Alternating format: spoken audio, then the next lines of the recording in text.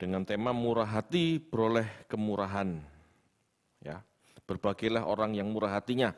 Kita baca ayat yang mendasari khotbah malam hari ini, Matius 5 ayat 7. Silakan.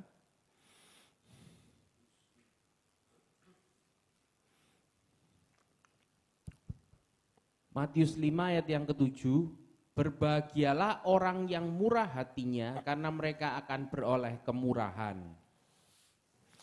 Ya, berbahagialah orang yang murah hatinya karena mereka akan beroleh kemurahan. Kemurahan di sini artinya pertolongan, yaitu segala yang baik, yang tidak ditahan oleh Tuhan untuk diberikan kepada manusia. Ya. Jadi kemurahan itu segala sesuatu yang baik dari Tuhan, yang bisa Tuhan berikan kepada manusia sebagai pertolongannya, itu kemurahan. Ya. Ini suatu hal yang luar biasa kalau manusia mendapatkan kemurahan dari Tuhan. Kemurahan itu sesuatu yang sulit atau tidak bisa didapat sebetulnya, tetapi bisa didapat. Nah, itu kemurahan. Ya. Dapat kemurahan itu dapat sesuatu yang seharusnya nggak layak kita dapatkan, gitu ya. Sulit kita dapatkan, tetapi karena Tuhan berkenan memberikannya, ya luar biasa, puji Tuhan, gitu istilahnya. Seperti Allah yang pemurah, seharusnya kita murah hati seperti Dia yang limpah akan kemurahan. Allah pemurah, Bapak Ibu. Oleh sebab itu manusia juga harus meneladani sifat pemurahnya. Ya. Kemurahan dalam bahasa Yunaninya ini elemones, juga bisa diartikan sebagai berbelas kasihan. Ya, berbelas kasihan. Belas kasihan itu seperti begini Bapak Ibu. Ini sekedar contoh, tidak tepat betul ya, tetapi contoh saja. Kita sama pengemis itu tidak ada hubungan darah, tidak ada hubungan pertemanan, gitu ya. Tetapi kita melihat ada pengemis di pinggir jalan, tua, renta, nggak kuat. Terus kita muncul belas kasihan, lalu kita beri. Ya. Itu kemurahan. Kenapa? Lah bukan saudaraku, bukan temanku, gitu ya. Kita melihatnya sebagai sesama manusia. Kita tidak punya kewajiban membantu dia sebetulnya. Dia tidak kerja buat kita kan. Kalau dia kerja buat kita, dia layak dapat honorarium atau gaji. Tetapi dia nggak bekerja buat kita.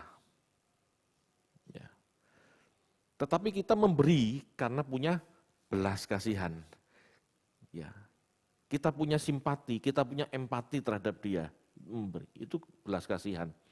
Itu kemurahan. Ya. Sesuatu yang seharusnya tidak perlu repot-repot, kita keluarin uang buat dia, karena bukan apa-apa saya, istilahnya begitu.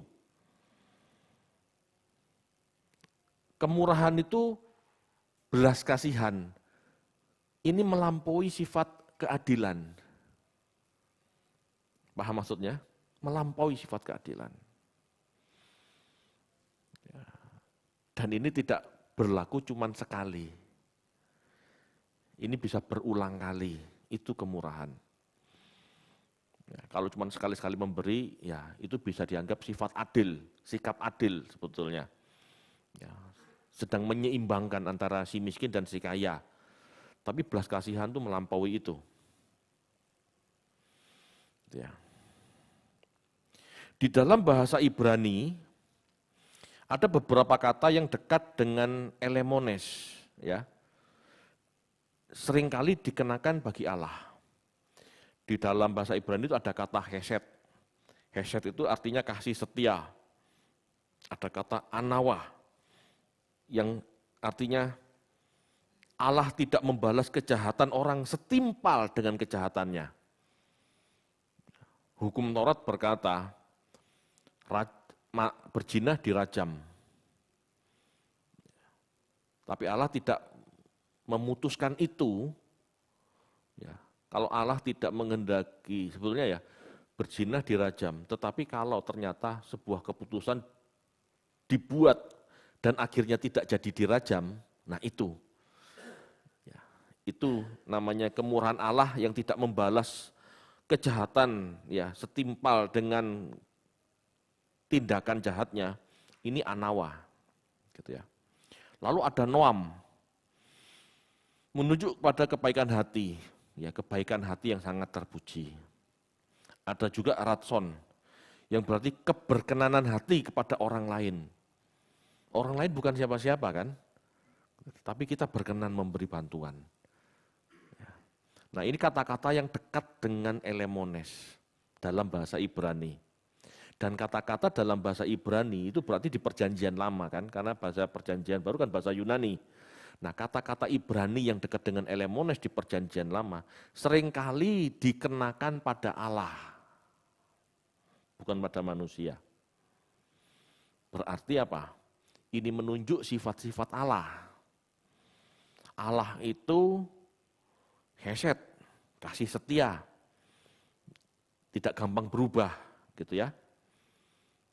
Tidak gampang berubah. Ini bisa dibuktikan dengan penyertaan Allah kepada Israel. Israel itu bolak-balik jatuh dalam dosa, tapi Allah yang masih menyertai, gitu ya. Itu sifat Allah seperti kita sekarang. Kita ini bolak-balik berbuat salah, tapi Allah masih mengampuni kita. Anawa, noam, ratson, semua ini kata-kata ya yang bisa diartikan kebaikan dan ini melekat pada Allah. Jadi sifat Allah itu Bapak Ibu melampaui keadilan. Kalau Allah itu cuma adil, selesai kita. Kalau Allah itu cuma sifatnya adil, manusia ini habis. Ngerti maksudnya enggak? Setiap perbuatan dosa harus dihukum dengan hukuman yang setimpal, manusia pasti habis. Enggak ada yang bisa hidup. Pasti habis. Mencuri potong tangan. Iya kan? Berzina dirajam. Apalagi di perjanjian baru. Melihat menginginkannya berzina. Habis. Ya. Itu sebabnya sifat Allah selain adil, itu kasih. Kalau sifat kasih ini tidak melekat pada Allah, hanya sifat adil, ya sudah manusia selesai. Selesai manusia itu. Di dalam bahasa Yunani, ya di dalam perjanjian baru, di dalam bahasa Yunani, ada kata-kata, ya ada kata yang sejajar dengan elemones. Elemones kemurahan atau belas kasihan. Ada kata-kata yang memiliki pengertian yang sama, mirip-mirip gitu ya. Kristotes yang pertama, itu sama dengan hesed, kasih setia. Ya, menunjuk pada kasih karunia, itu kristotes.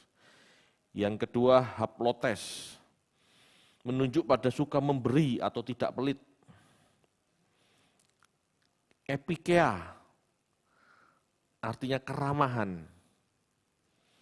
Agatos, kebaikan hati. Kristotes, haplotes, epikea, agatos, ini memiliki kesejajaran dengan elemones. Ya. Murah hati, baik, kasih, belas kasihan, kemurahan. Nah, inilah ciri-ciri atau karakter Tuhan. Kalau di perjanjian lama itu melekat pada Tuhan, kalau di perjanjian baru, kata-kata ini ditulis untuk orang percaya kenakan. Ngerti maksudnya ya? Di perjanjian lama kata-kata ini sering nempel pada kalimat-kalimat yang merujuk pada Tuhan. Tapi di perjanjian baru kalimat-kalimat ini selalu ditujukan kepada orang-orang percaya. Gitu ya. Jadi, gitu ya. Jadi dengan demikian Allah menghendaki sifat-sifat Allah dimiliki oleh orang percaya. Bisa dipahami? Sifat-sifat Allah yang Allah miliki harus dimiliki juga orang percaya. Orang yang percaya pada Allah. Tujuannya orang percaya menjadi seperti yang Allah inginkan. Tanpa Yesus manusia dulu buta. Seperti apa itu? Gitu loh. Makanya Yesus harus hadir menjadi contoh, menjadi teladan supaya orang terbuka. Oh, kasih setia Tuhan itu seperti itu. Oh, kemurahan Tuhan itu seperti itu. Orang-orang miskin yang tidak punya uang untuk penebusan, Allah sediakan korban tebusan, Yesus anaknya. Sehingga dengan penebusan sekali, itu untuk selamanya. Tidak ada penebusan-penebusan lagi, tidak ada lembu lagi.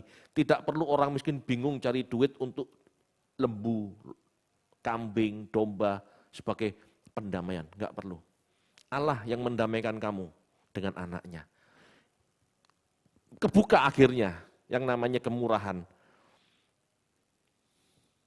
Bisa bayangkan enggak? Orang Yahudi pasti bisa membayangkan. Karena tanpa dia beli lembu, tanpa dia beli domba, dia enggak bisa berdamai dengan Tuhan. Tidak ada darah tercurah.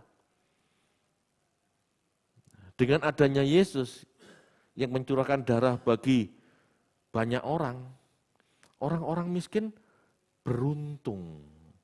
Orang-orang miskin mendapat kemurahan karena ada darah yang tercurah baginya. Gitu. Ya, itu merujuk pada itu. Nah, kalau kamu semua sudah mendapat kemurahan, seharusnya kamu bermurah hati juga kepada saudaramu yang lain. Apapun itu. Allah saja memberikan anaknya, apalagi kamu, mosok kamu ngasih duit aja tidak mau, kamu kasih kesempatan berteduh. Kan zaman dulu tidak ada hotel, jadi kalau ada orang kehujanan, kepanasan, perlu istirahat, dipersilahkan masuk tendanya, dipersilahkan masuk gubuknya. Itu kemurahan-kemurahan yang harus ada zaman itu. Hotel masih jarang Bapak Ibu. Bukan nggak ada ya, jarang. Ya.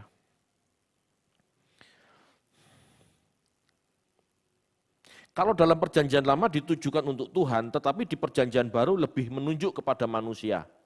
Jadi dalam perjanjian baru, manusia yang terpilih untuk menjadi umat Allah, dikehendaki Allah agar memiliki karakter seperti karakter Bapa. Ya. Itulah sebabnya Matius 5 ayat 48 mengatakan, hendaklah kamu sempurna seperti Allah, seperti Bapa sempurna.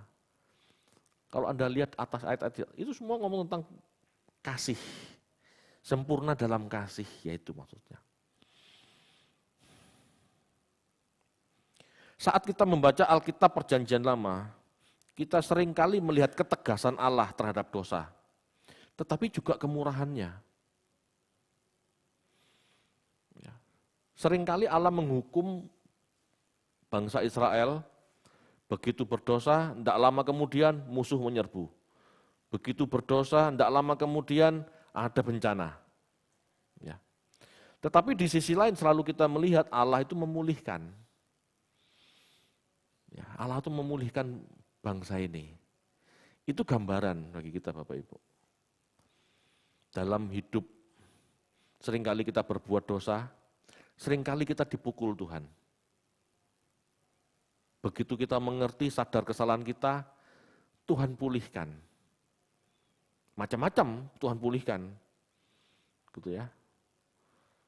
Tapi yang repot ini kalau orang yang dipukul nggak ngerti. Nah itu. Bertubi-tubi mengalami masalah, tetapi dia nggak mengerti bahwa dia sedang bermasalah. Sedang dididik. Dia tidak akan mendapatkan apa-apa. Karena tujuannya Allah mendidik kan untuk kedewasaan orang itu, perkembangan mental orang itu. Tetapi seringkali orang berdosa, orang tidak salah, merasa tidak bersalah. Gitu. Kadang orang merasa masalah yang dialami hanya berupa ujian iman. Padahal sebetulnya ada sikap-sikap yang tidak tepat, yang mengakibatkan dia bermasalah. Lain. Contohnya begini, contoh kesehatan saja paling gampang ya. Saya kebanyakan makan kacang, daging merah, lalu saya kena asam urat. Itu ujian Tuhan atau kesalahan saya? Kesalahan saya, itu bukan ujian sebetulnya. Jadi masalah yang kita hadapi belum tentu masalah dalam arti ujian. Bisa jadi itu kesalahan kita. Meskipun dalam kesalahan yang kita lakukan kita mengalami masalah, ini bisa menjadi alat pendidikan Tuhan buat kita. Jika kita mau belajar sadar. Ngerti asam urat, ngerti makannya ngawur, tapi dia nggak sadar. Tuhan menguji saya Pak, saya kena asam urat. Dia tidak bisa evaluasi, dia tidak bisa koreksi bahwa dirinya masih makan ngawur. Diabetes, saya dicobai Tuhan Pak, saya kena asam, kena gula tinggi. Itu bukan pencobaan dari Tuhan lah, mulut kita yang nyonyo, ya kan? Kan kita yang nggak bisa ngempet. Iya kan? Loh, ini kan harus sadar, kalau nggak disadari, ini ujian bolak-balik. Kita pikir Tuhan hobi menguji kita dalam penyakit, padahal kan salahnya kita. Gitu loh. Meskipun ya, kesalahan kita ini kalau kita pelajari juga bisa menjadi alat Tuhan mendidik kita. Gitu loh. Orang tidak suka nabung, tiba-tiba butuh duit, kepepet, tidak punya duit, ngutang kiri, ngutang kanan, saya dapat masalah Pak, hutang saya banyak. Lah kamu hutang karena kamu tidak rajin menabung, punya uang sedikit jajan, punya uang sedikit belanja. Ngerti maksudnya enggak? Tuhan itu mendidik kita, betul. Tetapi periksa dulu. Ini pendidikan memang murni dari Tuhan atau gara-gara kesalahanmu, ini kan juga masalah. Gitu loh. Nah, kalau orang memahami ini, orang akan mengerti kemurahan Tuhan.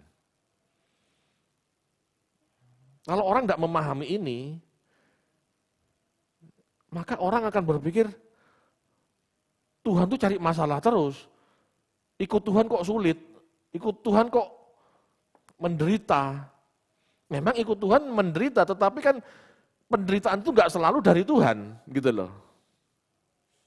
Ikut Tuhan menderita, tetapi tidak mesti, gitu ya. Penderitaan yang hadir dalam hidup kita murni dari Tuhan. Bisa jadi karena salah kita, salah langkah kita kurang berhikmat. Ini yang harus diperhatikan Bapak Ibu. Ya. Jadi dari penjelasan tadi, murah hati Bapak Ibu bisa dipahami, ya, bisa disimpulkan sebagai yang pertama, pribadi yang mengampuni. Orang murah hati berarti orang yang mudah mengampuni. Ia suka dan bersedia mengampuni orang yang bersalah. Murah dalam memberi pengampunan. Itu orang yang murah hati. Ada orang-orang yang sulit mengampuni. Ini tidak murah hati namanya. murah dalam memberi pengampunan. Dalam doa Bapa kami, Tuhan mengajarkan, ampunilah kami seperti kami mengampuni orang yang bersalah kepada kami. Kalau kami tidak mengampuni orang yang bersalah kepada kami, berarti Bapa tidak fair kalau kamu minta ampun padanya, lalu kita diampuni. Betul enggak? Cara berpikirnya harus begitu. Allah menghendaki kita seperti Dia. Kalau kita mohon ampun padanya, ya seharusnya kita mengampuni orang lain. Kalau kita tidak bisa mengampuni orang lain, lalu kamu minta ampun pada Tuhan, apa dasarnya? Allah tidak adil kalau seperti itu. Kamu tidak mengampuni orang lain, tapi aku suruh ngampuni kamu. Berarti aku pilih kasih. Nah, itu bukan diri Allah. Itu bukan sifat Allah. Dalam doa Bapa kami, ya, doa ini hanya bisa diucapkan oleh orang yang mempunyai belas kasihan, hati yang murah.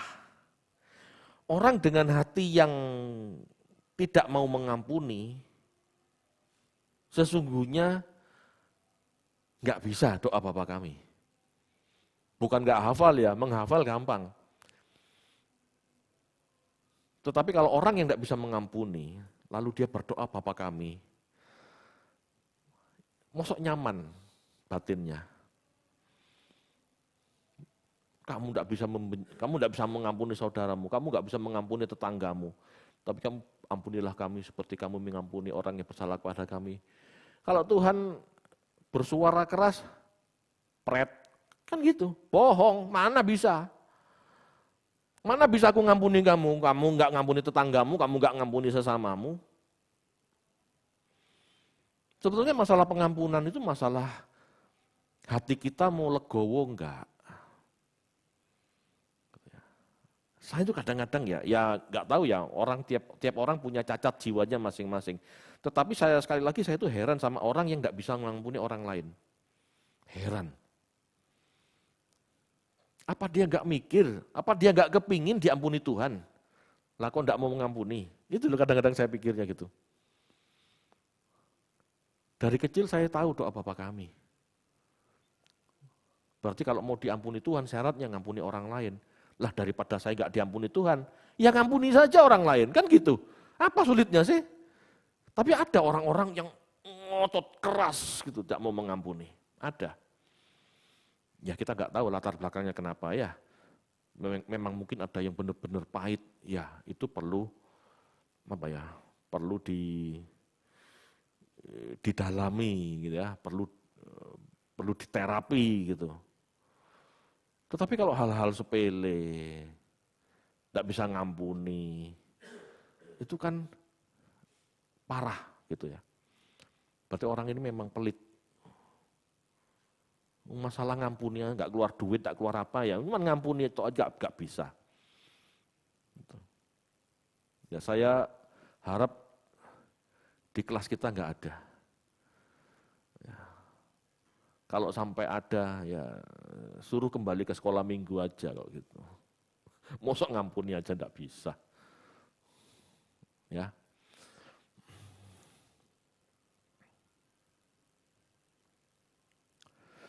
Tuhan memperingatkan, kalau seseorang tidak mengasihi saudaranya, maka Tuhan tidak akan mengampuninya. Ini Tuhan yang ngomong, Bapak Ibu. Ayatnya banyak. Matius 6, 14-15, Matius 18, 35, 1 Yohanes 5 ayat 13. Semua itu ngomong tentang pengampunan. Ya.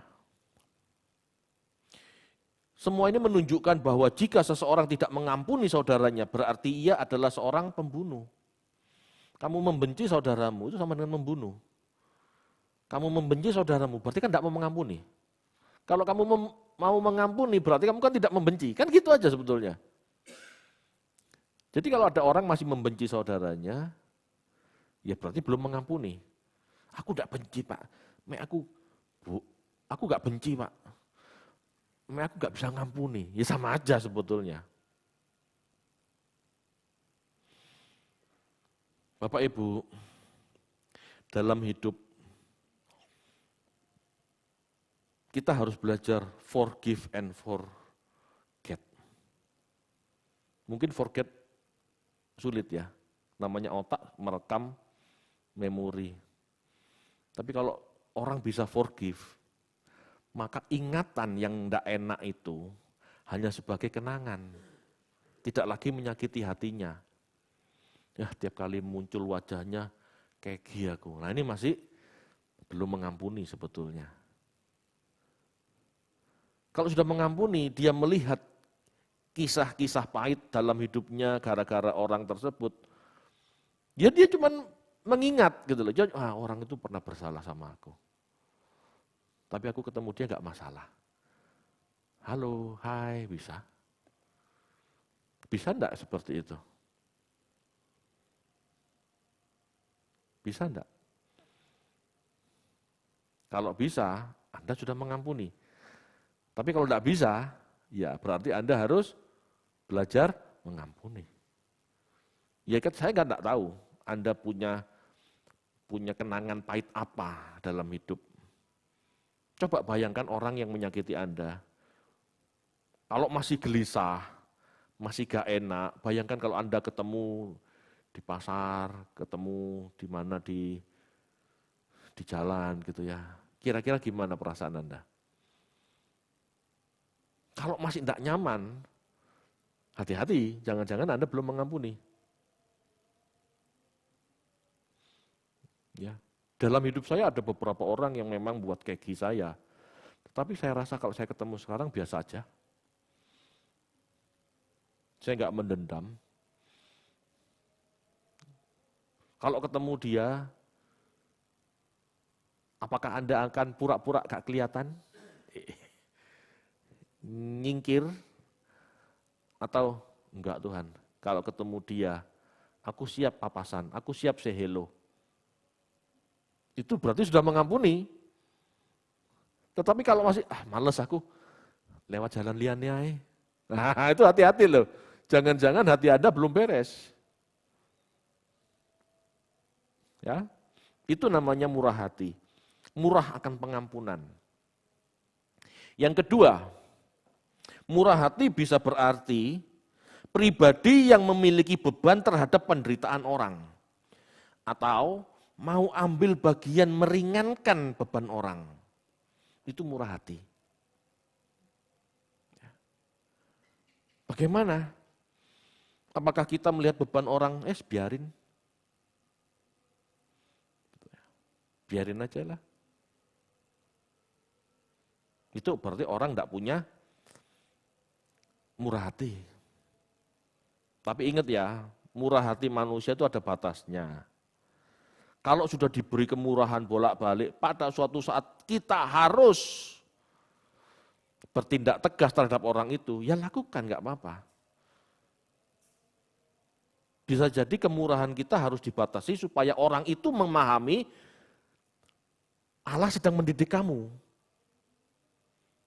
Kadang-kadang kalau kemurahan hati kita itu berlebihan, tidak sesuai kehendak Tuhan, kemurahan hati kita malah menjadikan orang itu hidupnya nggak bener tambah, ngenteng no, jaga no. Apa bahasa Indonesianya? Bisa dipahami ya? Saya punya satu saudara, minta bantuan, sering saya kasih, sering ya, 2-3 kali. Lah kok begini terus? Bisa-bisa dia tambah malas, bisa-bisa dia tambah nggak bertanggung jawab dalam hidup. Bukan saya nggak punya belas kasihan lagi, karena saya kasihan hidupnya tambah tidak karu-karuan, tambah tidak punya tanggung jawab, saya harus menghentikan bantuan saya. Sorry, kebutuhanku juga masih banyak. Aku tidak bisa bantu. Harus berani tegas. Ya. Tapi itu dilakukan setelah kita memang tahu bahwa dia bermasalah. Memang karena bantuan kita bermasalah. Tapi jangan gunakan alasan ini karena kita pelit. Oh enggak mau saya bantu Pak, karena dia takutnya pelit. Belum bantu kok sudah ngomong. Ngerti maksudnya ya? Belum bantu, belum bertindak, sudah ngomong, nanti orang itu jadi enggak karu-karuan hidupnya. Loh, jangan seperti itu. Kita harus jujur dalam diri kita. Jangan-jangan dirimu yang bermasalah memang. tapi cari alasan gitu ya. Pribadi yang memiliki beban, ya murah hati adalah pribadi yang memiliki beban terhadap penderitaan orang lain. Mau ambil bagian meringankan. Bukan karena kita berkewajiban berbelas kasihan, bukan karena kita harus menolong, bukan. Tetapi karena kita memiliki kodrat berbelas kasihan. Jadi munculkan kodrat belas kasihan ini. Belas kasihan ini, ya kodrat belas kasihan ini, karakter belas kasihan ini nggak akan pernah muncul kalau tidak dilatih. Karena kita terbiasa pelit. Karena kita dididik pelit. Benar enggak? Kadang-kadang, ya enggak semua ya, kadang-kadang gini. Kita mendidik anak-anak kita pelit loh. Anak SD sekolah dibawain makanan satu kotak, betul? Nasi, lauk pauk.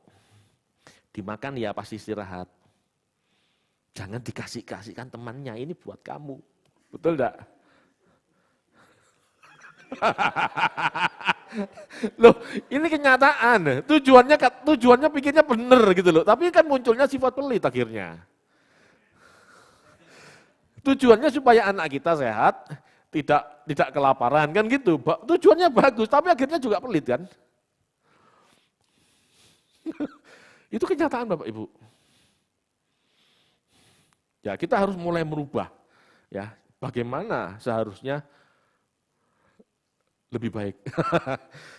Tidak mudah Bapak Ibu, tapi harus diusahakan. Ya.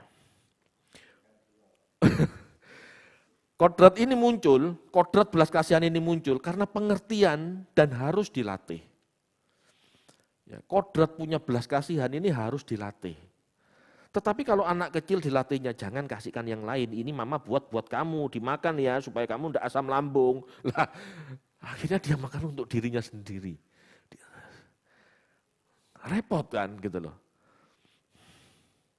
Ya kita harus berani ngomong yang benar gitu ya. Ini buat kamu ya, kalau mau kasih temennya sebagian aja. Tapi jangan berbagi sendok, nanti penyakitnya menular. Oke lah masih. Ya, jadi mendidik anak itu tidak mudah, ya. Tetapi harus dilatih, gitu ya. Bapak Ibu, orang-orang yang memiliki karakter belas kasihan, ya gini, orang-orang yang memiliki karakter belas kasihan, karakter ya sudah, tidak akan mudah kecewa ketika orang tidak berterima kasih atas kebaikannya. Karena memang karakternya baik. Aku sudah bantu dia Pak. Cuek Pak. Enggak sakit, biasa saja. Kadang-kadang ya ketawa, walah ngono ta wong iku. Sudah selesai. Begitu tak orang itu cuman begitu. Tapi enggak sakit. Gitu. Tapi kan ada orang dibantu, gak ngerti, gak terima kasih, gak tahu diri. Ada yang seperti itu. Di satu sisi orang yang sudah memiliki belas kasihan tidak boleh seharusnya berpikir gitu ya, berpikir kebaikan yang dia berikan itu selalu diingat-ingat, tidak boleh. Tetapi memang seharusnya jadi orang yang sudah dibantu, tahu diri bahwa dia sudah dibantu seharusnya. Tetapi masalahnya di sini kan siapa yang waras? Siapa yang sakit jiwa? Akhirnya muncul prinsip yang waras ngalah. Betul enggak? Akhirnya gitu.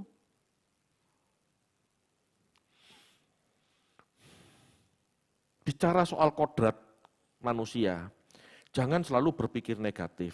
Memang ada orang-orang yang suka menolong, hobinya menolong, itu ada. Ya. Tetapi kodrat ilahi yang perlu, ya, tapi kodrat ilahi, kodrat belas kasihan yang dari Allah, ini perlu dikembangkan. Bukan karena cuman sering merasa belas kasihan. Beda loh. Orang yang sering merasa berbelas kasihan, orang yang sering merasa kasihan, ini orang dengan warna-warna kepribadian tertentu sudah punya, tidak usah belajar sudah punya.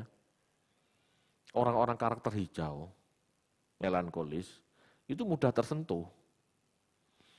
Tidak usah belajar. Ya. Bukan itu maksudnya. Kalau orang yang dikit-dikit kasihan, dikit-dikit kasihan, dikit-dikit kasihan, ya sudah, dari sononya memang sudah punya watak itu. Tetapi yang dimaksud Tuhan bukan itu. Yang dimaksud Tuhan, apapun warna karaktermu, kamu harus punya simpati, kamu harus punya empati. Latihlah itu. Ya, latihlah itu. Kita harus mengembangkan karakter atau moral Allah. Kemurahan hati yang dari Allah menunjuk kepada mereka yang cenderung menyatakan kemurahan hati dan bukan hanya sesekali tergerak, tetapi berkelanjutan. Orang-orang yang tidak memiliki karakter murah hati itu sulit murah hati. Biasanya murah hatinya sekali-sekali. Tuhan tidak mau yang seperti itu. Tuhan mau kita memiliki murah hati yang berkelanjutan. Murah hati menjadi bagian hidup kita. Bukan cuman, kasihan, sudah selesai. Habis itu nanti murah hatinya, sifat murah hatinya nongol lagi sebulan lagi. Tidak seperti itu. Kita harus mengembangkan sikap murah hati.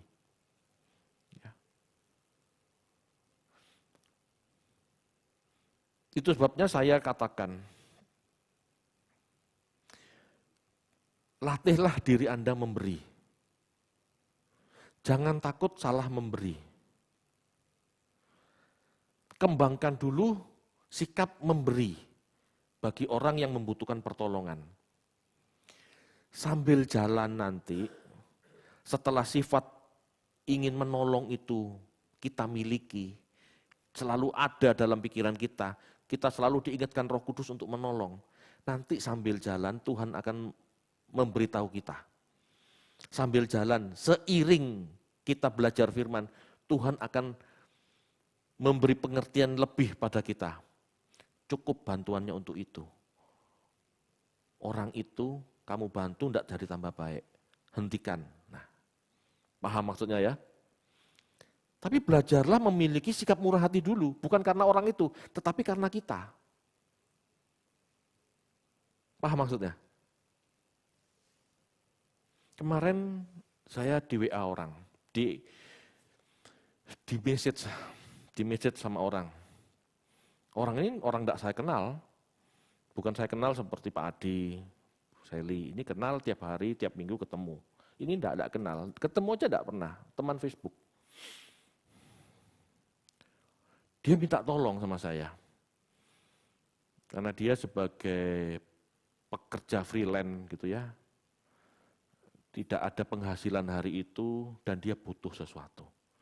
Saya kan bingung, ini mau ini orang lain membajak, ngerti ya? WA-nya WA bajakan menggunakan kesempatan gitu. Tapi saya pikir gini. Saya akan memberi. Bukan karena dia minta tolong.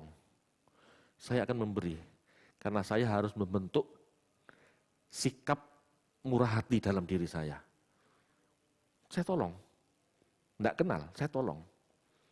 Sekali, 2 kali. Saya tolong. Di sini saya akan membuktikan bahwa saya mau belajar murah hati. 1.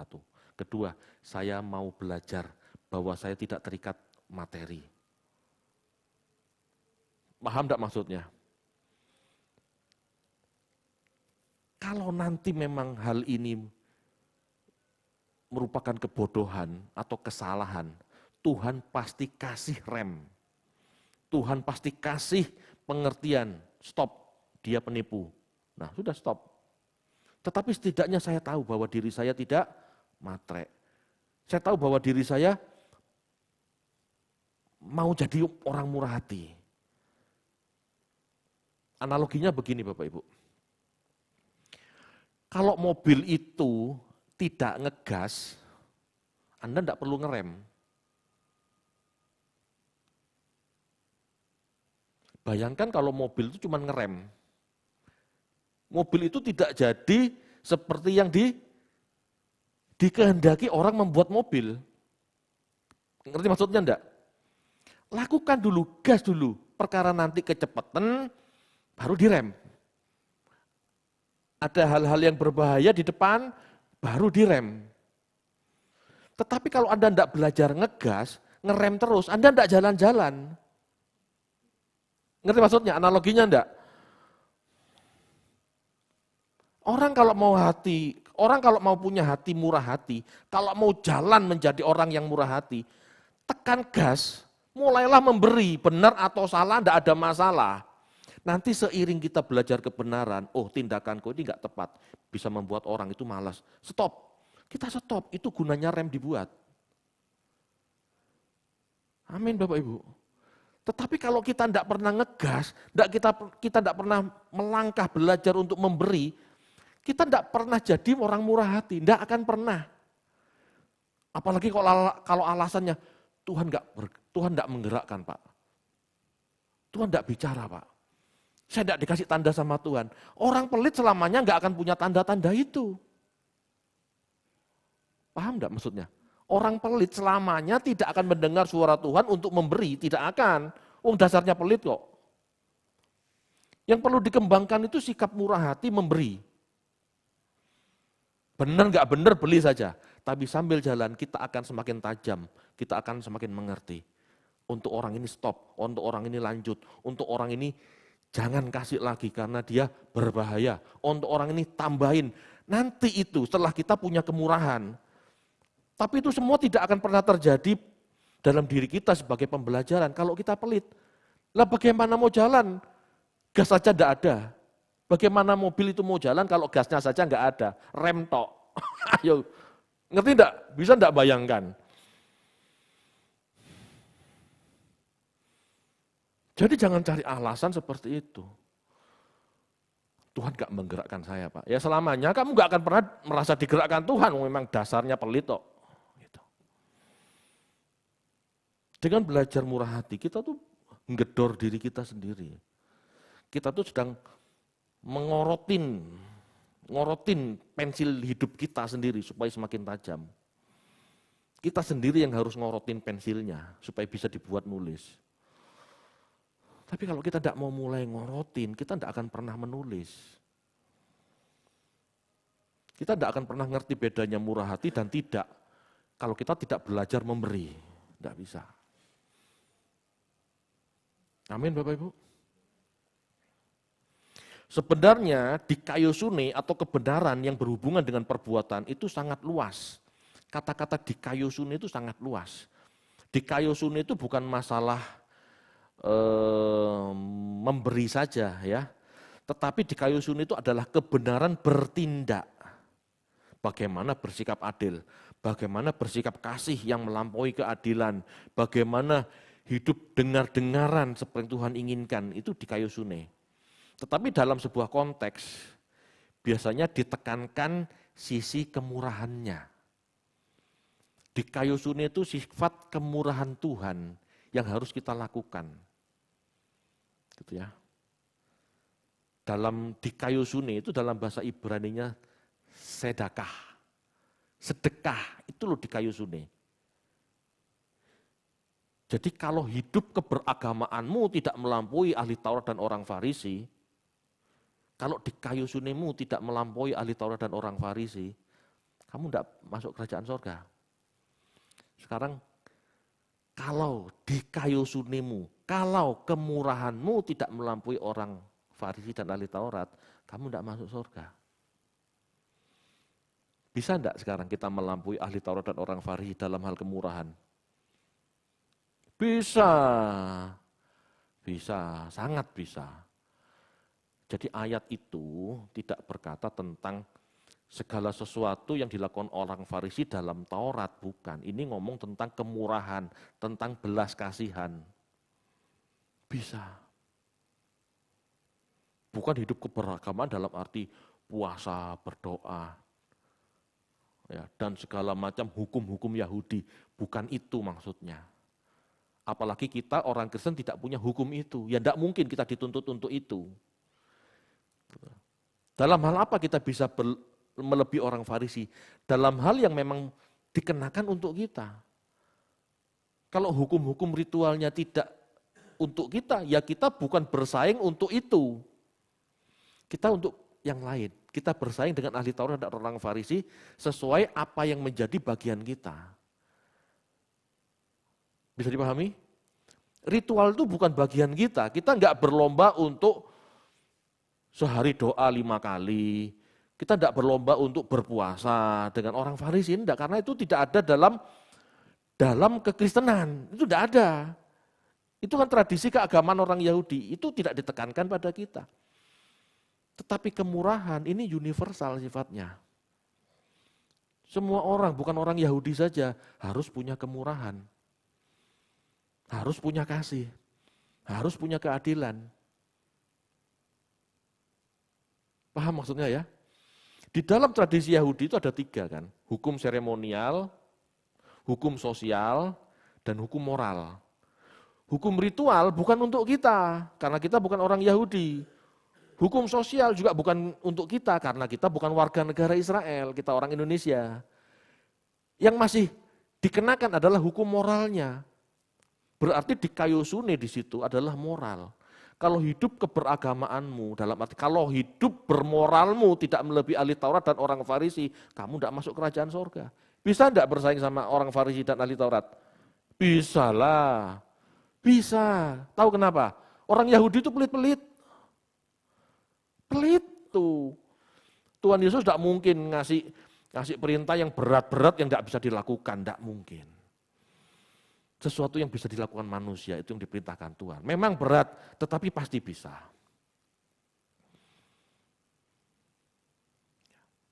Kalau yang Tuhan suruh berdoa 5 kali seperti orang Yahudi, puasa Senin Kemis seperti orang Farisi, ya kemungkinan kita tidak pernah menang.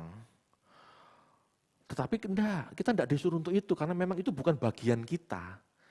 Hukum ritual dan hukum sosial bukan untuk kita, itu untuk orang Yahudi. Hukum Taurat itu untuk Yahudi. Hukum moralnya yaitu adil dan kasih untuk semua orang, termasuk untuk kita. Bisa enggak kita lebih baik dari mereka? Harusnya bisa. Ya. Allah adalah kasih, itu berarti keadilan dan kemurahan. Tanpa keadilan, kasih itu liar, sewenang-wenang. Ya, tanpa kemurahan berarti kasih itu kosong, fatalis. Semua orang pasti binasa tanpa kemurahan Allah. Seperti saya katakan tadi, kalau semua orang ini berhadapan dengan Allah yang hanya memiliki sifat adil, kita tuh binasa semua, masuk neraka semua. Pasti itu. Makanya kalau sampai kita masuk surga itu juga karena kemurahan, belas kasihan. Jangan merasa paling suci, jangan merasa karena kesucianmu kamu masuk surga. Tidak bisa. Kita harus berusaha sesuci-sucinya, betul. Tetapi kalau sampai kita diperkenan masuk kerajaannya, langit baru, bumi baru, ini kita harus tahu itu kemurahan. Karena Allah tidak melihat dosa-dosa kita yang harus seimbang dengan hukuman. Nah, tidak melihat itu. Kalau Tuhan melihat dosa-dosa kita harus seimbang dengan hukumannya, kita semua terhukum, semua binasa. Jadi jangan merasa kekudusanmu masuk surga, tidak bisa.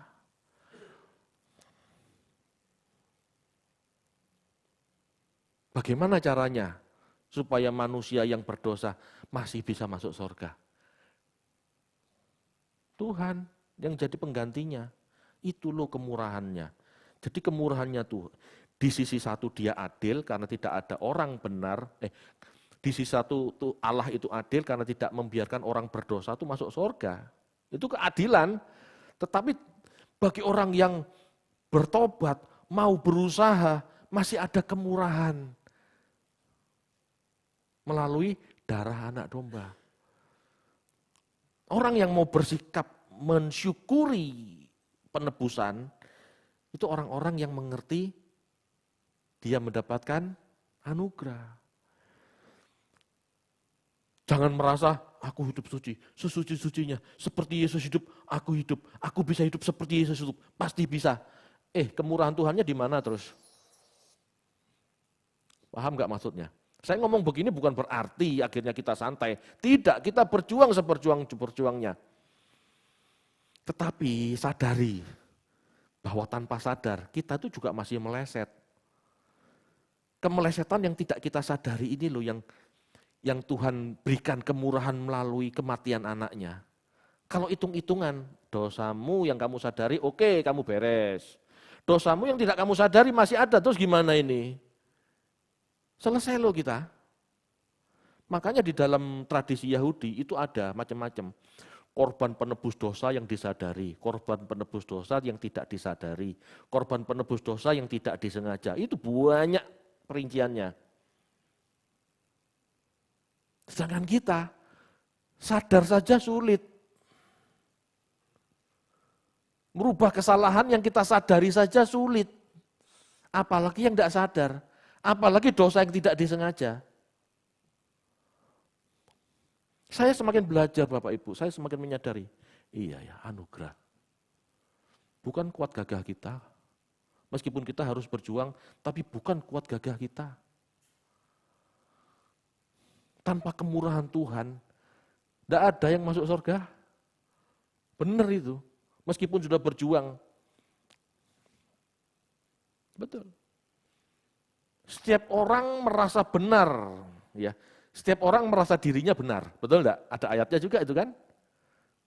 Tapi sadar enggak bahwa setiap orang itu sebetulnya, meskipun dia merasa benar, pasti ada salahnya.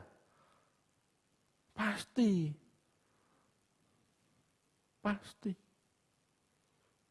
Makanya kita perlu kemurahan. Tuhan, jangan perhitungkan dosaku. Sebut itu, katakan sama Tuhan. Jangan sok merasa bisa suci. Jangan. Ya. Pas sadar kita bisa suci. Pas gak sadar. Padahal manusia ini kebanyakan tidak sadar, kan gitu.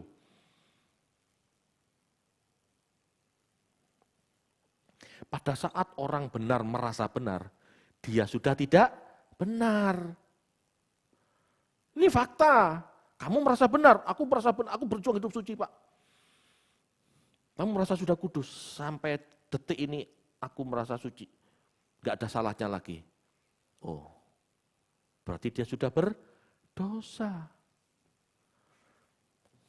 Halo, orang benar kalau merasa benar dia berdosa sudah. Halo.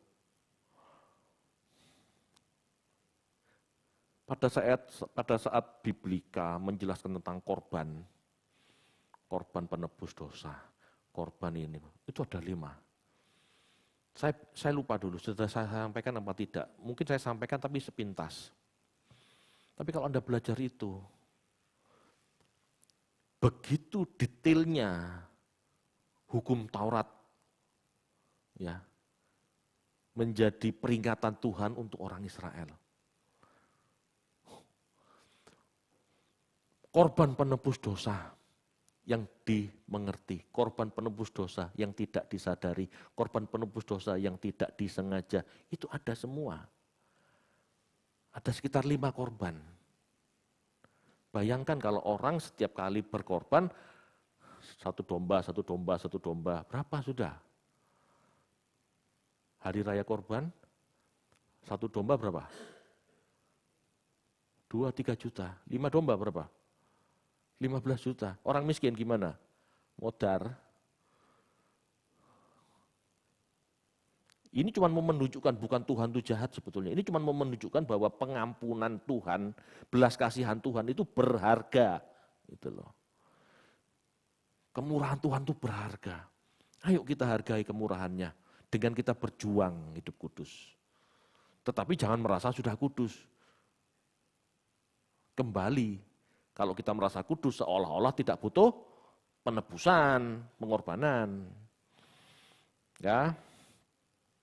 paradok. Ya memang. Kenapa dibuat serumit ini? Karena supaya setiap manusia itu mawas diri. Enggak ngegas tok tapi ada remnya, enggak ngerem tok tapi ada gasnya. Enggak sembrono hidup tetapi juga tidak angkuh gitu ya, merasa bisa gitu ya, merasa bisa menggapai Tuhan. Enggak bisa, tanpa pengorbanan Tuhan kita enggak bisa menggapai Tuhan. Akulah jalan kebenaran dan hidup lah. Jalan ini loh kemurahan. Tanpa Tuhan Yesus menjadi jalannya, kita enggak mencapai Bapa. Enggak bisa, orang kudus-kudus sendiri itu enggak bisa.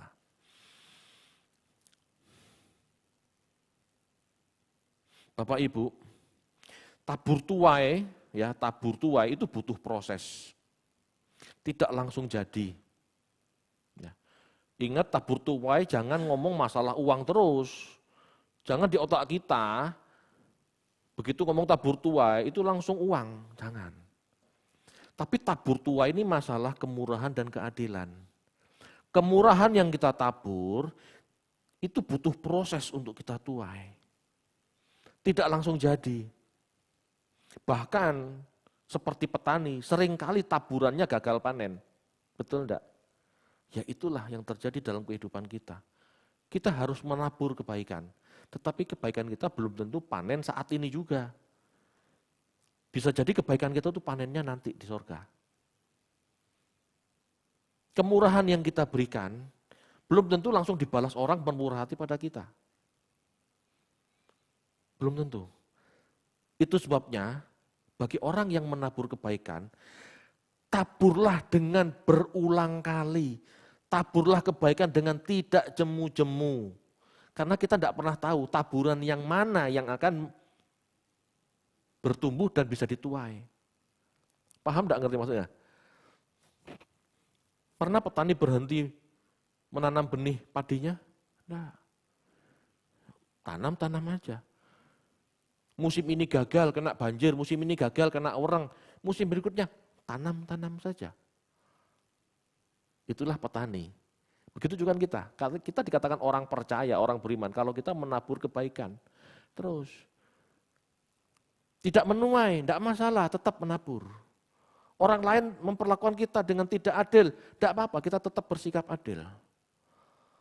Tidak menuai kan? Kita tidak menuai kebaikan atau kemurahan kita. Orang lain memperlakukan kita dengan pelit, dengan jahat, ya kita tetap bermurah hati selama kita bisa. Karena kita tidak pernah tahu kapan keadilan dan taburan kita berproses, bertumbuh, dan akhirnya kita menuai. Lakukan saja, itulah iman. Ya. Lagi pula Bapak Ibu, ya. Lagi pula, apa yang kita tabur, kapan menuainya, menuai berapa, itu haknya Tuhan. Kan hukum tabur tuai hukum Tuhan. Jangan kita ikut-ikut tentang tabur tuai, aku menabur, nanti kembali 30, 60, 100, ini kurang ajar. Yang penting kita menabur, perkara Tuhan lipat kali gandakan yang kita tabur, ya itu terserah Tuhan, urusannya Tuhan. Berapa, kapan, di mana, itu terserah Tuhan. Bagian kita menabur dengan tekun, itu tandanya orang beriman. Halo Bapak Ibu, kemurahan itu, ya, jika kita lakukan terus-menerus dan menjadi karakter kita, itulah yang disebut beriman. Beriman itu bukan cuma sekali-sekali. Bahkan sampai akhir hayatnya, Abraham tidak melihat kota yang dibangun Allah, betul ya? Tidak melihat kok, tapi dia tidak kembali ke kotanya. Dia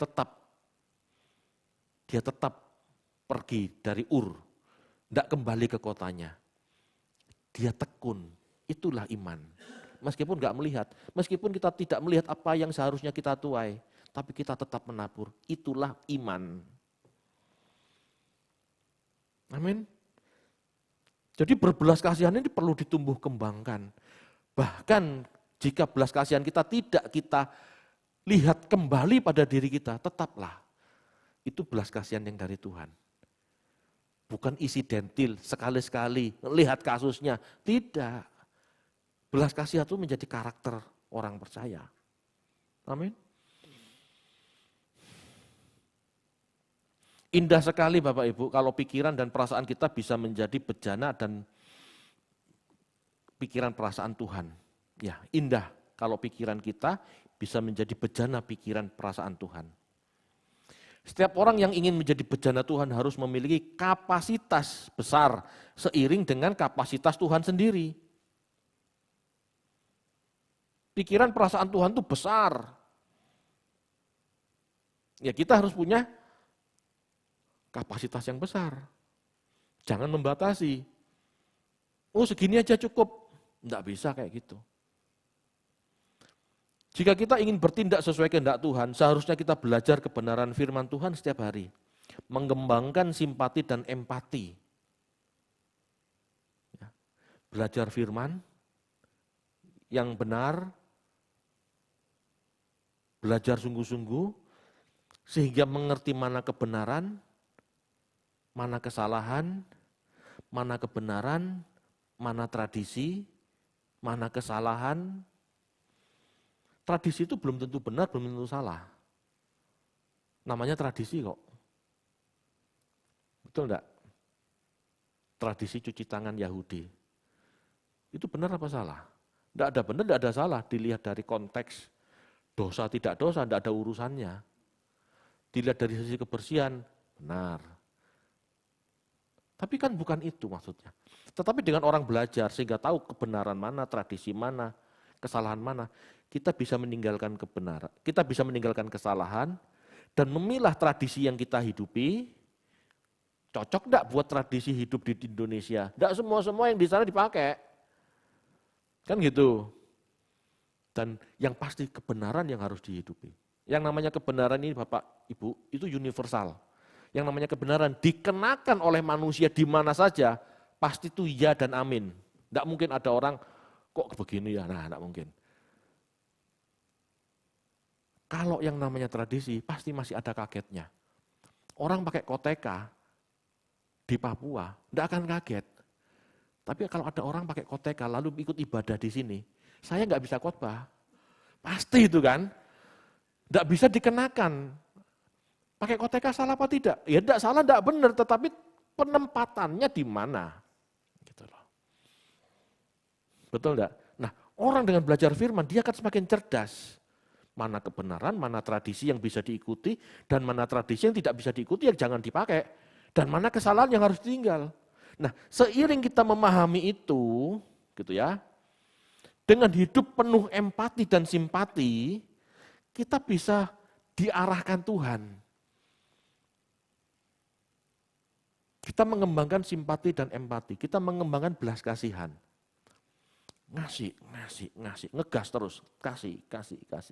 Seiring kebenaran yang kita pahami, kita nanti bisa tahu kapan waktunya ngerem, kapan waktunya berhenti, kapan waktunya memberi lebih. Nanti. Tapi ngegaso dulu, lakukan dulu. Ubah sikap pelitmu dulu. Baru nanti sambil jalan Tuhan akan atur kebenaran yang kita pahami untuk bertindak lebih berhikmat. Tapi kalau masih pelit, buat apa hikmat Anda? Wong memang mengasihi aja tidak mau kok. Mana bisa?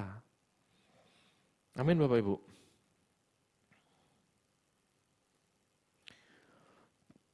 Paulus katakan ya di Kolose 3 ayat 12, kenakanlah belas kasihan.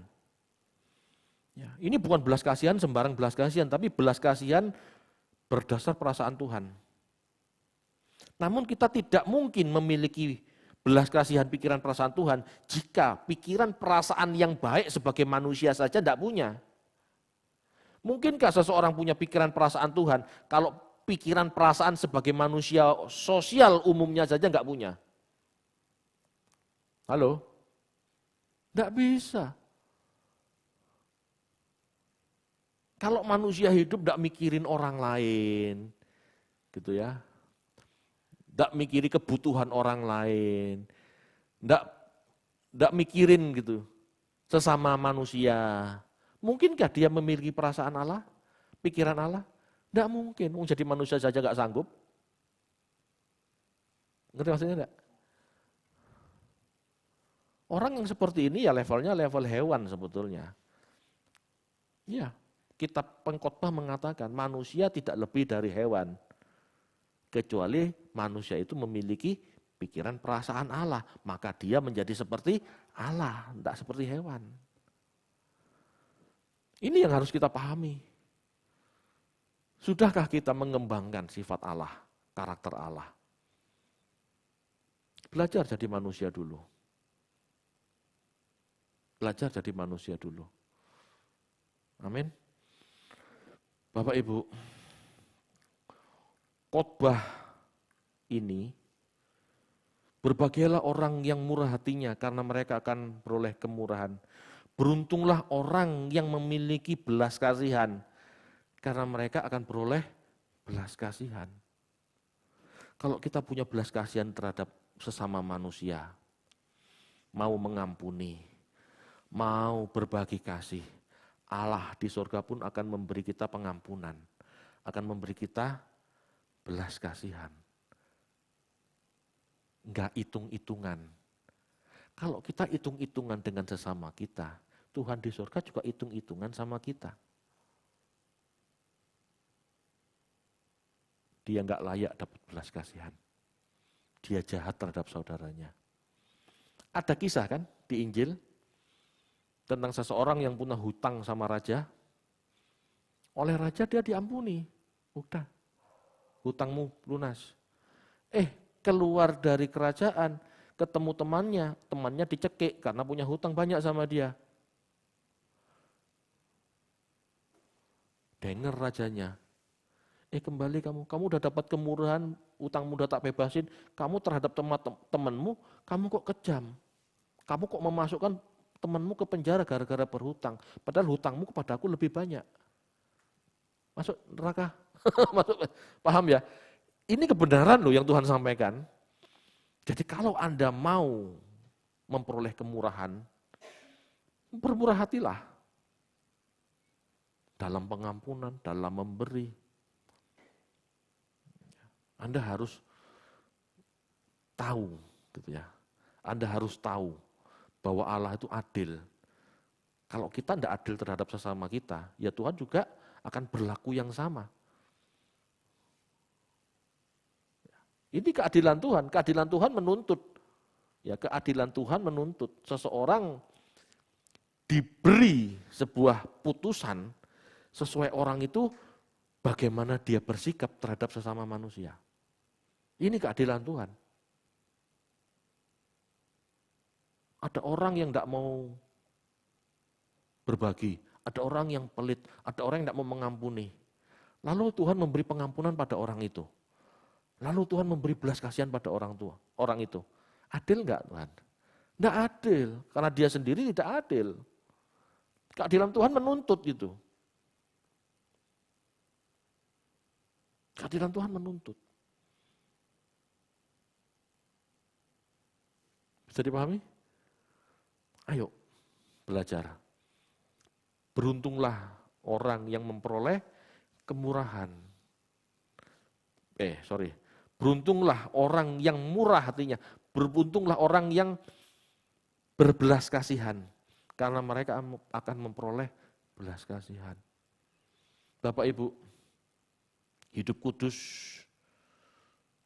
itu salah satunya belas kasihan.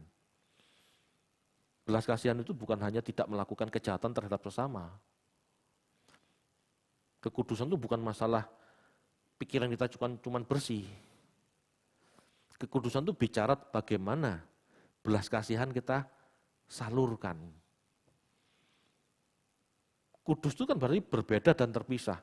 Kalau orang lain tidak bisa berbelas kasih, kalau orang lain menuntut, bisanya cuma menuntut, kita belajar untuk memberi. Bukan menuntut, tapi memberi, berbagi. Kalau Tuhan, gitu ya, kalau Tuhan melihat kita berbagi, kita sering berbagi, demikianlah Tuhan akan memperlakukan kita. Tuhan akan memberi pada kita pengampunan. Tuhan akan memberi kepada kita kesempatan. Loh, banyak yang harus diberikan. Seperti yang kita lakukan. Ingat ya, golden rule. Golden rule tahu? Aturan emas. Lakukan sesuatu yang, jangan lakukan sesuatu yang tidak kamu sukai kepada orang lain. Golden rule. Paham ya? Ngerti maksudnya? Lakukan sesuatu yang kamu sukai juga terhadap orang lain. Jangan kamu lakukan terhadap orang lain sesuatu yang tidak kamu sukai. Sama, Tuhan akan perlakukan itu juga pada kita. Itu golden rule. Itu kebenaran. Dan kebenaran itu sejak purbakala. Sebelum Yesus, bahkan di Cina 500 tahun sebelum Yesus itu sudah ada. Itu kebenaran universal. Itu kebenaran Allah. Amin Bapak Ibu. Jadi beruntunglah orang yang murah hatinya, karena dia akan memperoleh kemurahan, itu betul. Ini kan golden rule. Tuhan memperlakukan kita seperti kita memperlakukan orang lain. Amin.